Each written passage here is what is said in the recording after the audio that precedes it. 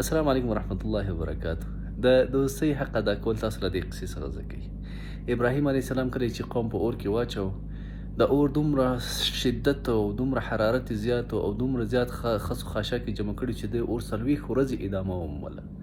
په دې کې یو مرغۍ د هغه په خپل مښوک کې اوبه راوړي او هغه په وړې مښوک کې اوبه راوړي په دې اور باندې اچي. بله مرغۍ مخ ته راځي ورته وایي چې څه کوې؟ تا په دې وړه مښوک کې دومره کمې اوبه راوړې، په دومره غټ اور باندې ته ورچې په ده باندې خو دا اور نه مړ کېږي. نو دا مرغۍ ورته وایي چې زه خپل د دوستي او د مینې اظهار او کوم مې چې له وسه کېږي هغه زه ادا کوم ابراهیم علیه السلام سره.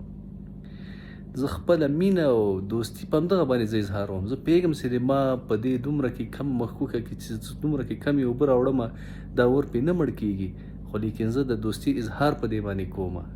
تاسو هم کوشش کوئ چې څومره له وسه کېږي هغومره وکئ. دا به ډېر ښه وي دنه چې تاسو هېڅ هم ونه کړي.